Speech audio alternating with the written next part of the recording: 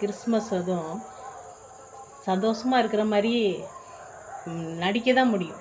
ஏன்னா இந்த என்னோடய ஆடு ஒரு ஆடு வாங்கி நான் 10 ஆடாக உருவாக்கி அதை கொண்டுட்டு நான் பங்குடு பண்ணி அதை நான் விற்று லாபம் பார்க்க கட்டியும் இந்த பைரவன் இருக்கான் பாருங்க, இவ்வளோ நாள் காணும்.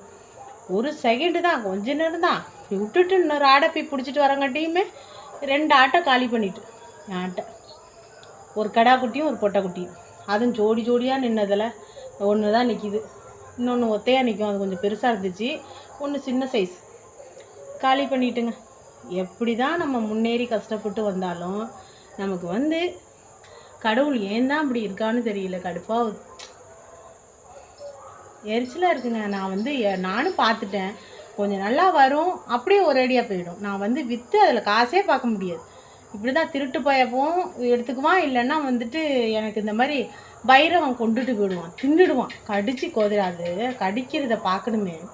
4 நாய் 4 பக்கம் பிக்கிது, கத்திக்கிட்டு ஓடி தொண்டை தண்ணிலாம் வற்றி அப்படியே படபடப்பாக ஐயா அழுது அங்கேயே வயலில் குழியை நோண்டி புதைச்சிட்டு வந்துட்டேன். இப்படியே தான் நடக்குது.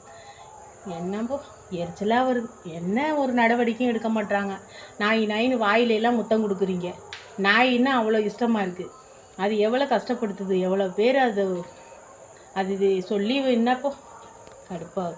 இங்கே பார், இதில் உருப்படியில் இங்கே ஒரு சோனி பிள்ளைய கொட்டாப்பிள்ளின்னு வச்சுருந்தேன் பாருங்கள், அதை கடித்து சாகடிச்சிட்டு இதில் இந்த 2 குட்டி இருக்கும் பாருங்கள், இது வெள்ளை புள்ள இருக்குது பாருங்கள், அதோட இந்த கருப்பு குட்டி ஒன்று நெத்தியில் வெள்ளை இருந்துச்சு, அதோட சோடி தான் வெள்ளைய குட்டியோட சோடி.